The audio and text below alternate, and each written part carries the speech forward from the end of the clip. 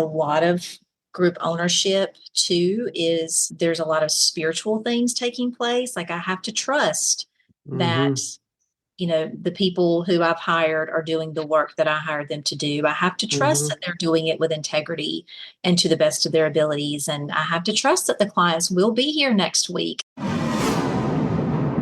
This episode is sponsored by Therapy Notes, therapynotes.com. Be sure and check them out and be sure and use the promo code Gordon, Gordon, and you can try them out for 2 months for free.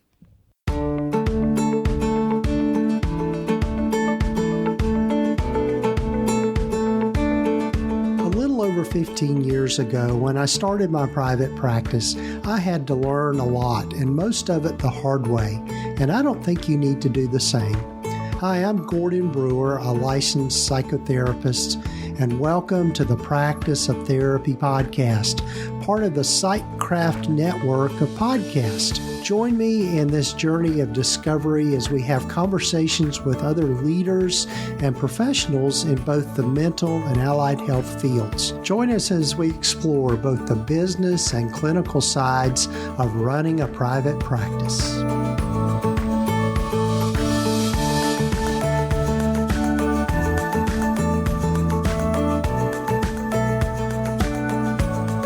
Hello, everyone, and welcome to the podcast. This is episode number 332 of the Practice of Therapy podcast. I'm Gordon Brewer, and glad you've joined me for this episode. And if this is your first time listening to the podcast, welcome. And if you're coming back for more, I'm glad you are back. And I hope you take time to follow us or subscribe to the podcast wherever you might be listening to it. So this particular interview with my conversation with Amy Dover really has come at a good time for me in my life. And really what we talk about is just finding rhythm and just really thinking about navigating the different seasons of life. You know, we live in this really hustle culture, and I think that's been kind of pounded into us, is that you've got to hustle, you've got to go out and work hard, you've got to, be on top of your game. You've got to do all these things. But I think there are times in our life when we really need to kind of sit back and really kind of find, as I like to call it in my life, a new normal.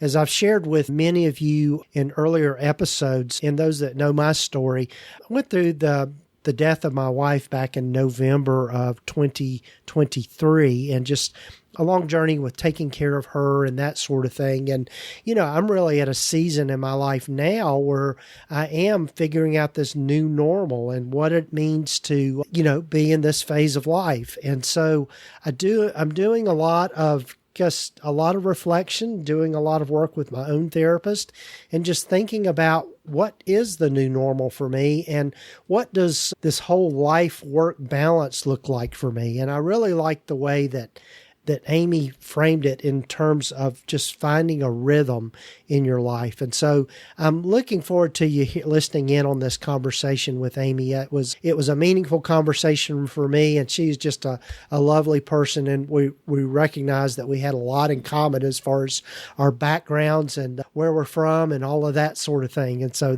I think that's a Southern thing. But anyway, that was fun to catch up with Amy in that way. But before we get to my conversation with Amy, I'd love for you to go over to our website, practiceoftherapy.com.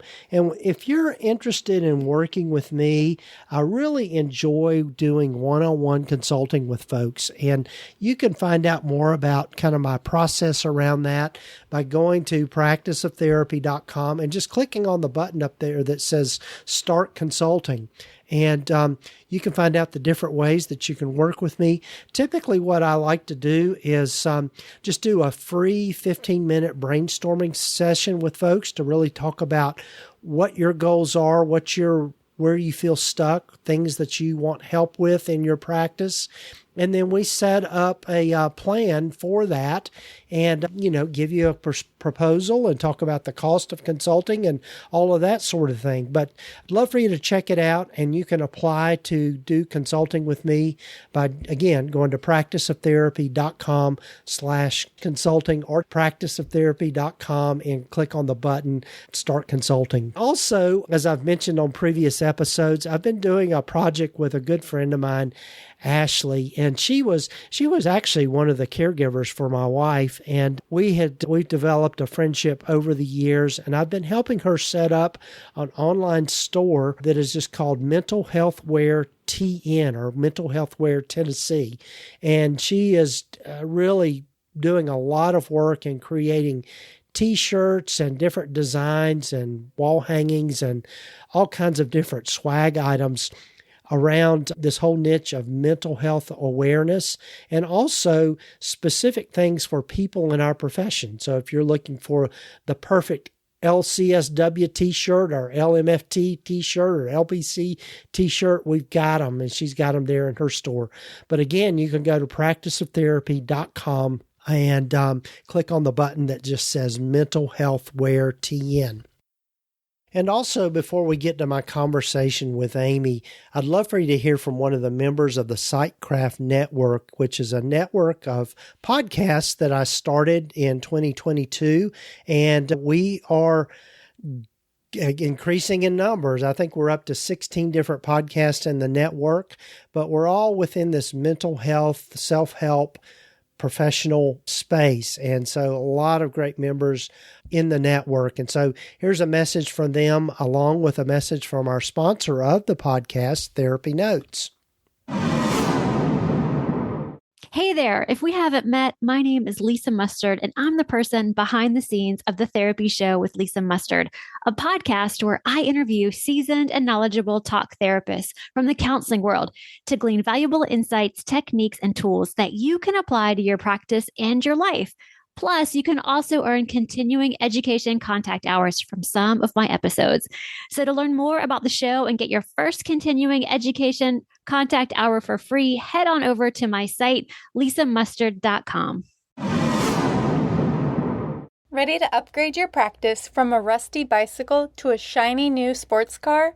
Buckle up, because Therapy Notes is here to turbocharge your journey. It's the comprehensive practice management system you've been craving. Equipped with everything you need to navigate patient records, schedule seamlessly, host remote sessions, craft detailed notes, and tackle insurance billing with ease. And guess what? It's your trusty sidekick, available whenever and wherever duty calls. Picture having more quality time with your clients, all thanks to this digital assistant that never clocks out. Here's the kicker. It's Gordon approved, so you can trust it's the real deal. Bid farewell to paperwork headaches and embrace a new era of efficiency and top-tier care. Ready to level up your private practice game? Swing by practiceoftherapy.com/therapy notes and punch in promo code GORDON for 2 months on the house. Enjoy the show.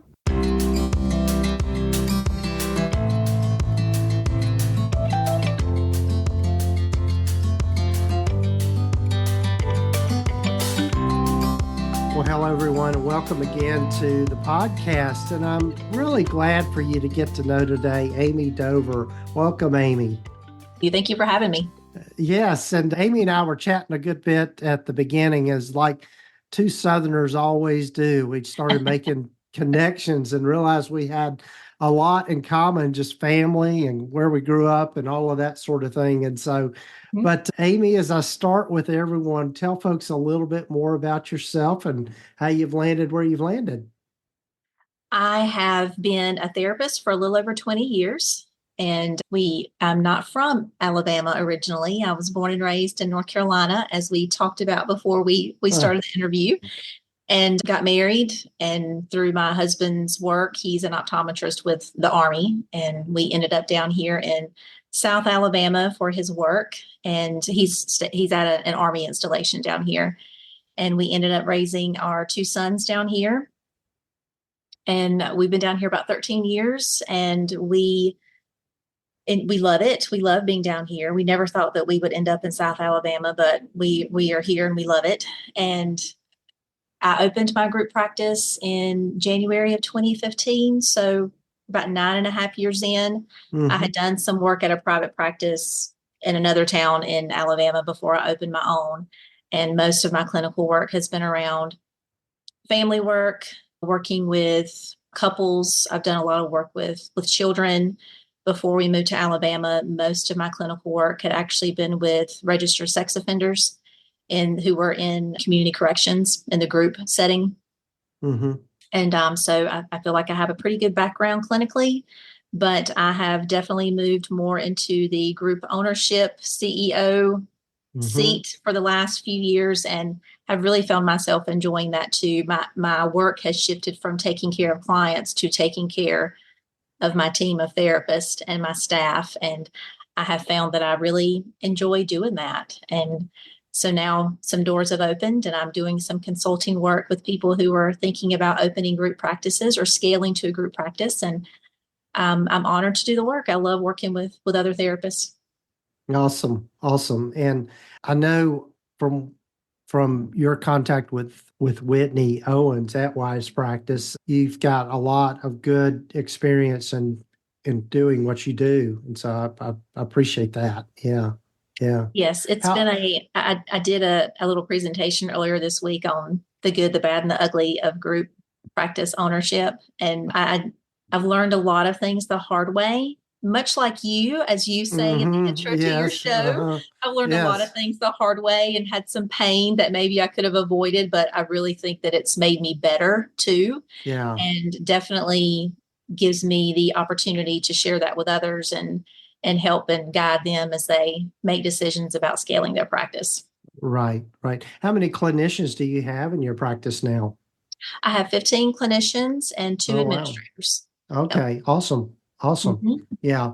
That's that to me is kind of a perfect size practice of just in my mind, but people aspire to do. I interviewed somebody earlier last week they were up in Manhattan, but they had like 300 people and their practice was just as, obviously it's doable, but I mean, it's just a whole Yeah, different mindset when you get to be that large it kind of really thing. is. And last year, this time, I was at 16, and Mm-hmm.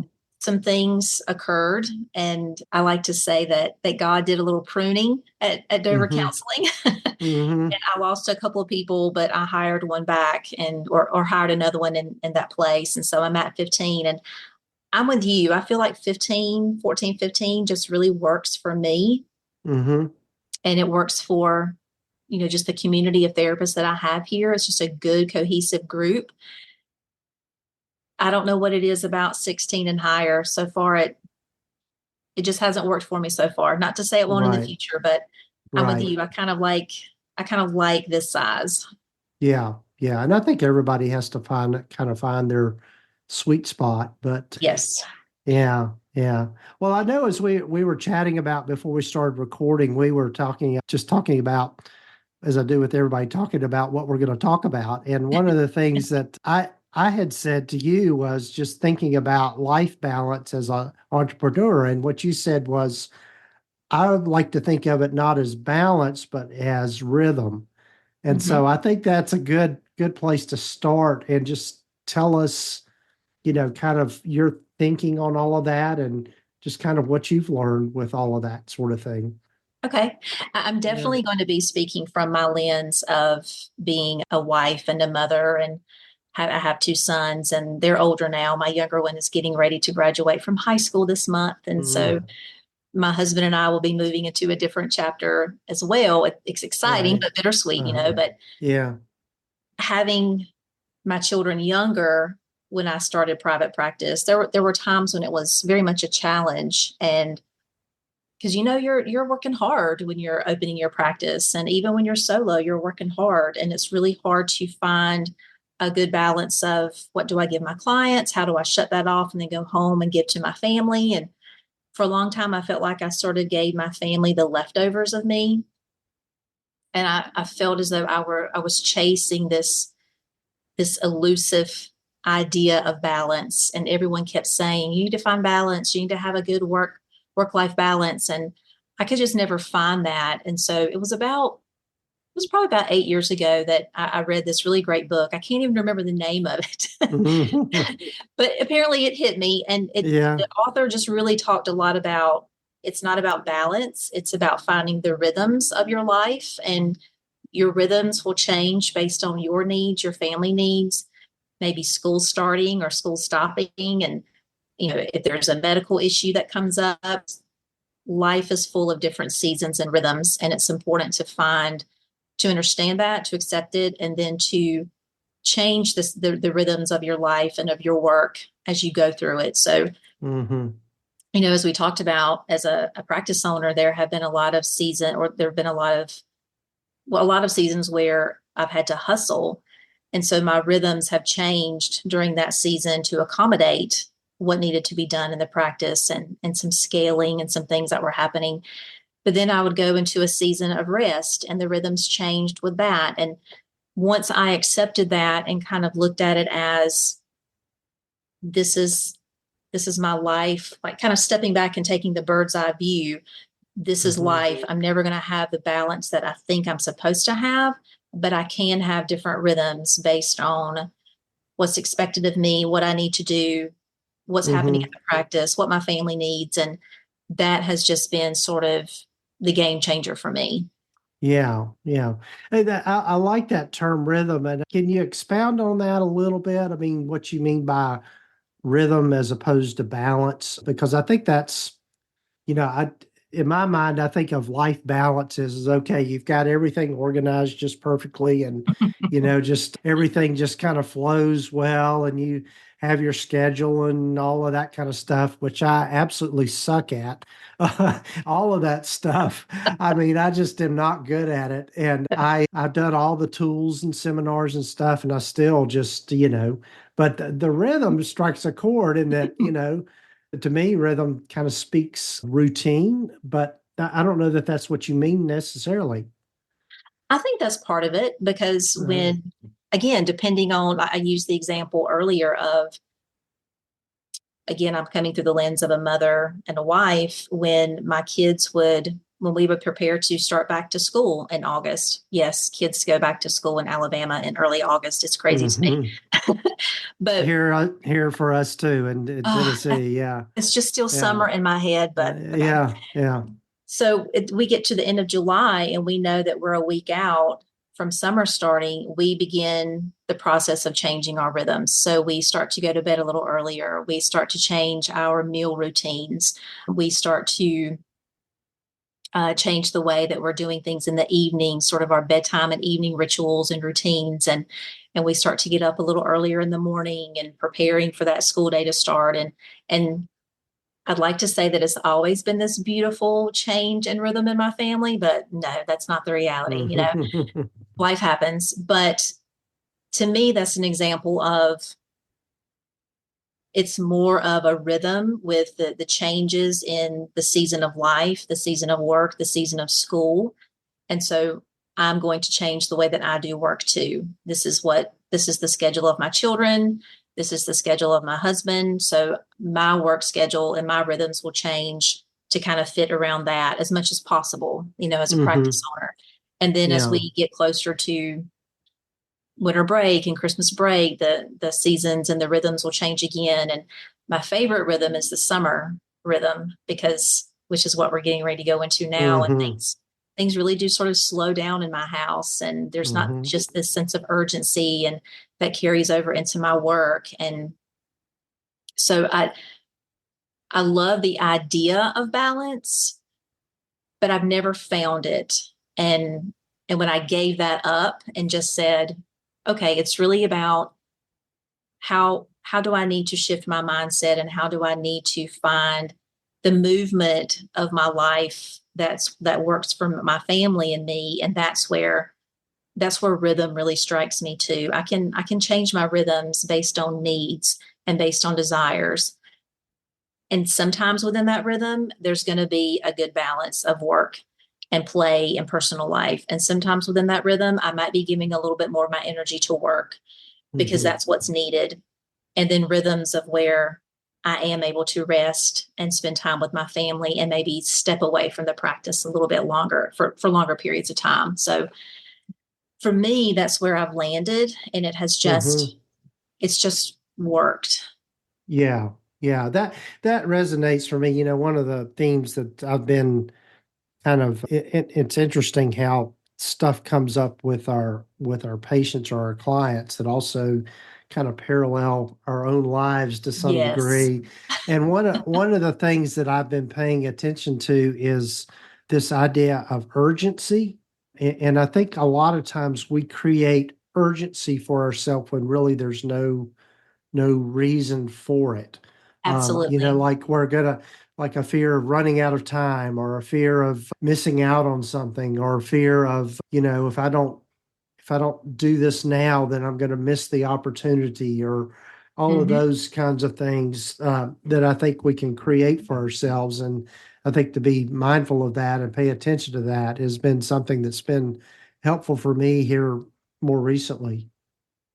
I agree with that. And I feel like too, as therapists and then practice owners, there's even maybe more of that sense of urgency too. And because there's always a need that needs to be met. There's always something that needs to be done. There's always something left on Mhm. the task list and that needs to be carried over to the next day. And there's not really any sense of closure with things. And we have to balance that. But particularly as a group practice owner, I've had to step back at times and say, okay, what are the priorities here? What are the most important things that I need to get done? What are the things that aren't as urgent? And then why do I feel that sense of urgency? Yeah. Where's that coming from? And am I the one that's really feeding that? And if I am, why? Yeah. And how Yeah. is that messing up my rhythm? Right, right. Yeah, I'm always reminded of, you might have seen this before. I think it's referred to as the Eisenhower time use grid. I think it was President Eisenhower, General Eisenhower, that came up with this, where you Mm-hmm. divide it up into urgent, not urgent, and then important, not important. Yes.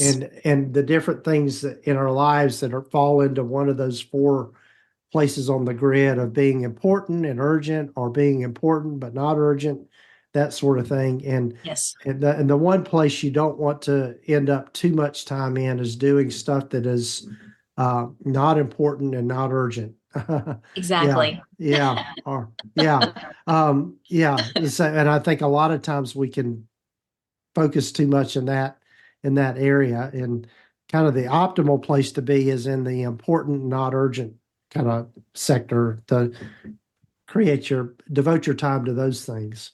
Absolutely. And I'll be honest, there are times when I don't know if it's avoidance or just some overwhelm, but I find myself in those unimportant tasks, spending my time in that. And I catch myself and, have to say, Amy, you have people who can do this for you, who want to do this for you. What are you Hmm. doing?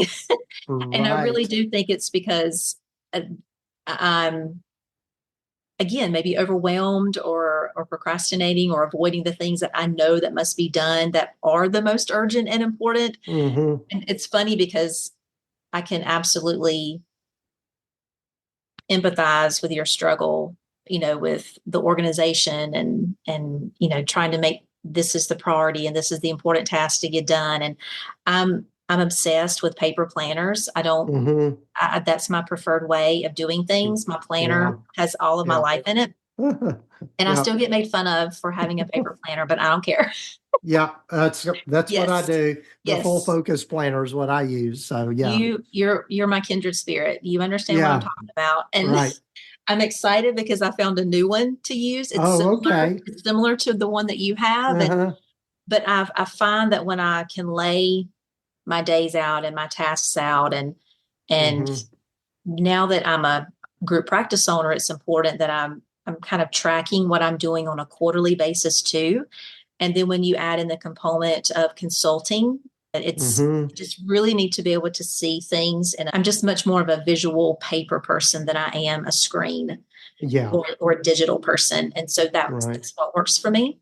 And when I'm able to look at everything in front of me, it helps me sort of I think it speaks to my ability to understand if my rhythms need to change, or if I need to kind of change some morning routines or some things that I'm doing in the afternoon, and it helps me track my time better. And so I'm very much, particularly for women who are in relationships and have children, and who have just a lot going on, just really making sure that they're intentional with their time, and understanding that it's okay to say no to some things so that you can say yes to others. And as practice owners and therapists, we're not meant to say yes to everything, and that's okay. And because there are several things over here that need our energy and our yeses. So yeah, really being intentional and mindful of what I'm doing and what I'm spending my time and energy on, is Right. I've come to see the importance of that over the last several years. Yeah. Well, I think I agree with every bit of that, because one of the things that I'm a believer in is that particularly with the paper planner, of writing things out. Number one, it forces you to slow down a little bit, and Yes, I think our brains process the information differently than when it's on a screen. And so, I mean, that at least that's been my experience. I So agree. But I yeah, prefer reading books like in my hands. yeah, Um, I yeah. have a Kindle. I love it. Um, Mm-hmm. they're wonderful, but I actually love to have a book in my hand, to smell it, to turn the Right. pages. It's essential, Sure. like a sensory thing for me. Yeah. Yeah. And I definitely think that the paper stuff, the planner particularly works for me, because it is hitting several of my senses at one time, and I just do process things better. Right. Right. Right. So And when the technology goes down, I still know what's going on in my life. right. Right. Exactly. Exactly. Yeah. Or there, or yeah. The phone loses all its charge, and so then you're stuck. Yeah. So to change gears a little bit, Amy, I know you started doing some consulting with group practice owners and that sort of thing. What sort of themes do you see that come up a lot in your work with group practice owners? I do see quite a bit of it. Is this the right time? Is this something that I want to do? Some fear, because moving into a group practice, it can be, I mean, it's scary. There's a lot of unknowns with that, and you hear horror stories, and not really sure what you're doing and what are the right resources for it. And there Hmm. is sometimes investment with your time and your energy and finances, investigating and researching and deciding what you want to do. But I do hear a lot of times, is it the right time? Is this for me? I've got a family and a busy practice. How do I manage all of that? How do I manage employees? Do I want to manage employees? So those are really a lot of the things that I hear. And then part of that too is, how do I get the right paperwork? There's a fear of the tax burden and just what all of that looks like. And I understand, because I was there at one point too. But that's a lot of what I hear. Just really, can I do this? Right. And Right. should I do this? Right, right. Yeah. And I think it's in the consulting I've done with folks around the same thing, is that it's none of us was prepared for that. I mean, into our traditional training, just how to No. manage people, I mean, we know how to work with people in therapy, but managing people is a whole different ballgame. Yes, it is. And also just knowing how to put all the systems in place and all of that sort of thing to make everything run well. Yes. And I mean, I always say that I chased my tail the first 3 years that I Mm-hmm. was in practice. And 3 months after I opened, I hired my first clinician to come in and work with me, because I didn't want to say no to the work.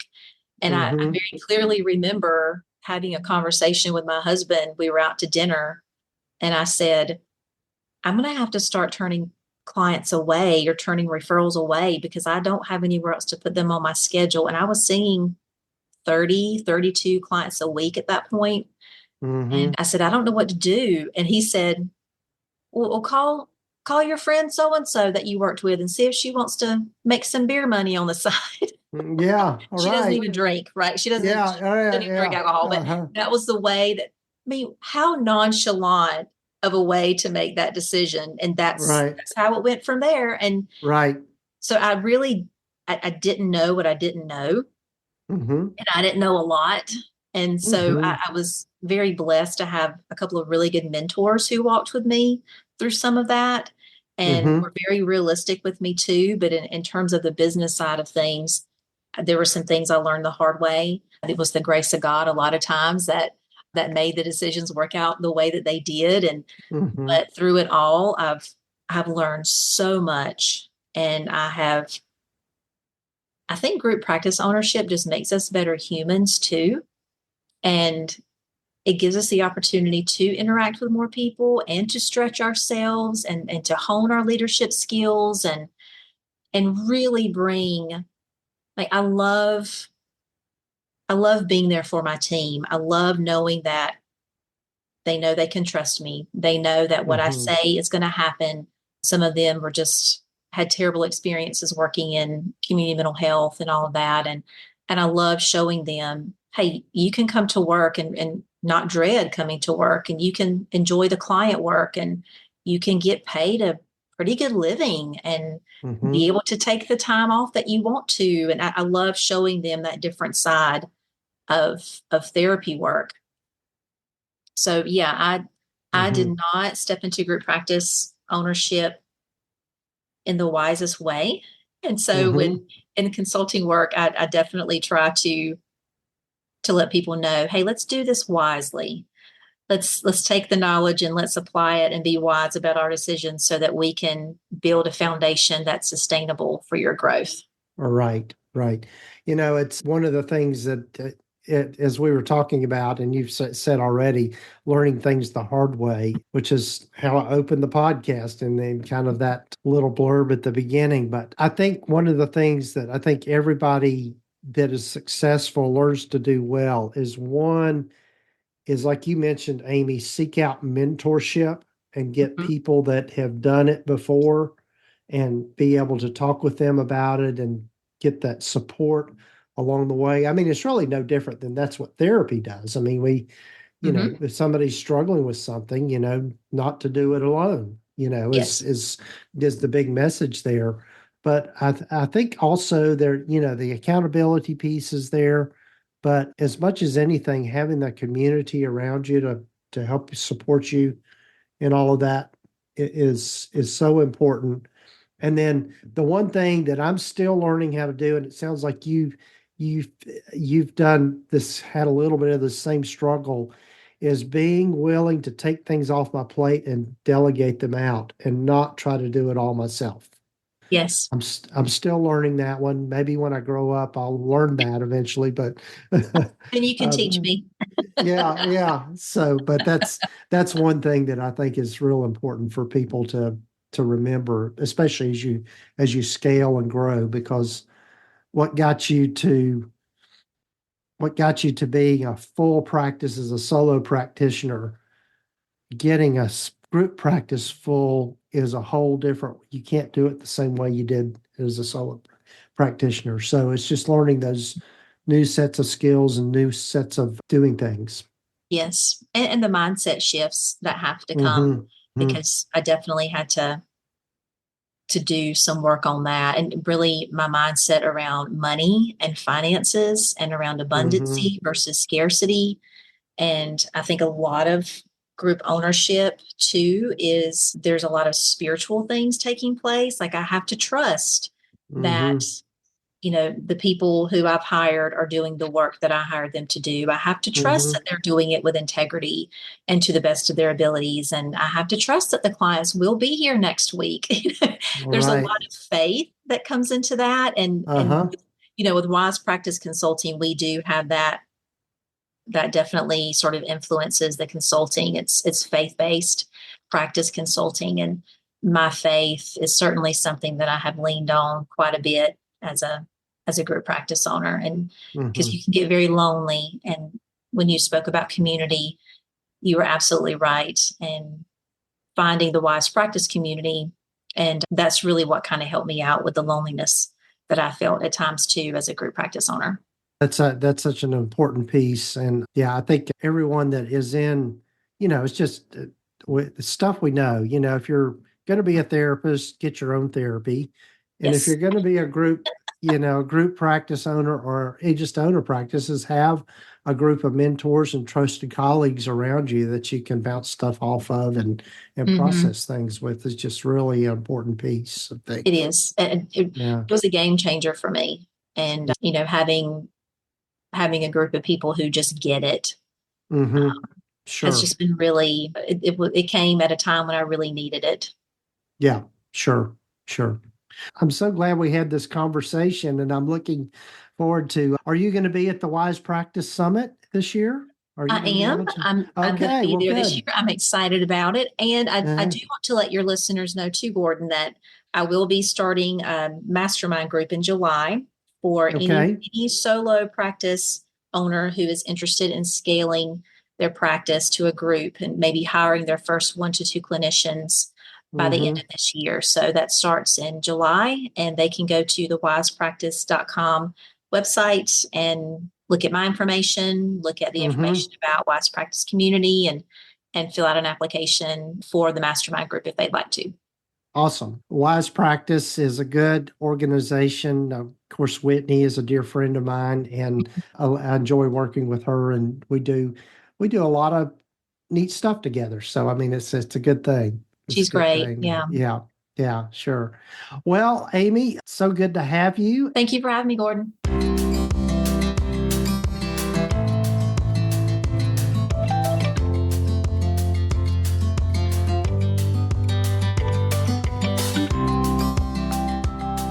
Well, a big thanks to Amy for being on the podcast, and I hope you found this maybe helpful in your own life and just in the way that you're approaching your practice and just this whole life balance kind of thing.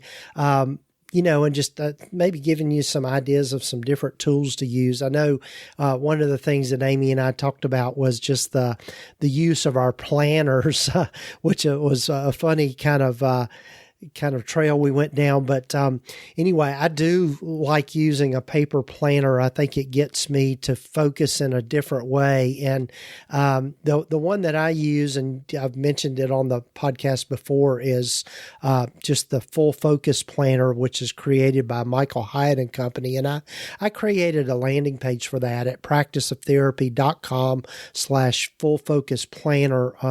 It is there are some affiliate links in there, but just full transparency, but be sure and check that out. But the other thing too, I'll put in a plug here for is that Amy and I both will be at the Wise Practice Summit, which is going to be in October, and it's being hosted by my good friend Whitney Owens, and it'll be in Charlotte, North Carolina. I believe it's around October the 3rd is when it starts, but it's a great time to be in North Carolina in October. And Charlotte is a fun city if you've never been there before, and it's easy to get to with a major hub there for American Airlines. But anyway, plug for that, and there'll be links here in the show summary and the show notes for you to find out more about that. But again, big thanks to Amy. And if you're interested in working with Amy, again, you can go to Wise Practice Consulting and find out how to work with her. And also, if you're interested in working with me and doing some one-on-one consulting, you can do that as well by going to practiceoftherapy.com and just click on the link there or the button that says Start Consulting. And we can start that conversation by doing a free brainstorming session. So, yeah, love to hear from you on that. And also, before we go, big thanks to Therapy Notes for being a sponsor of the podcast. I will say that this is one product or one service that I can absolutely get behind.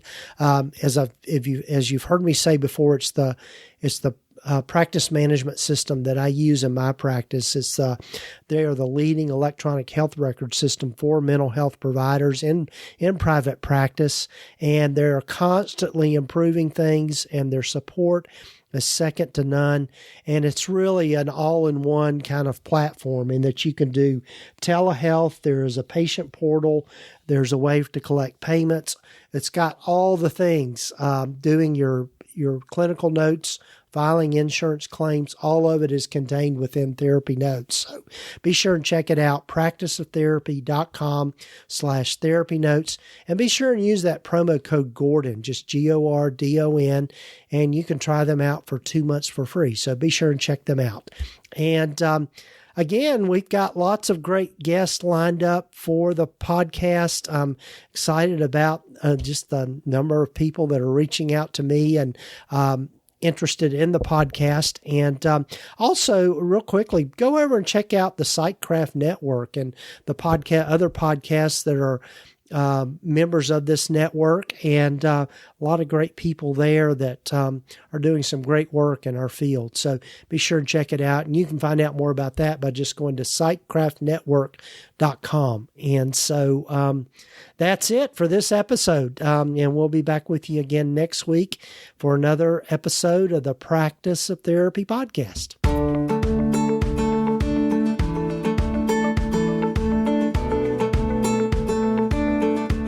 You've been listening to the Practice of Therapy podcast with Gordon Brewer, part of the Psychcraft network of podcasts. You can find out more about the other great podcasts in the network by visiting psychcraftnetwork.com. And if you haven't done so already, please visit us at practiceoftherapy.com and get your free private practice startup guide, along with a lot of other great resources and webinars and free things just by visiting. Also, be sure to follow us wherever you might be listening to your podcasts. This podcast is intended to be educational in purpose and is not intended to give legal, accounting, or counseling advice. If you need a professional, find the right person for that.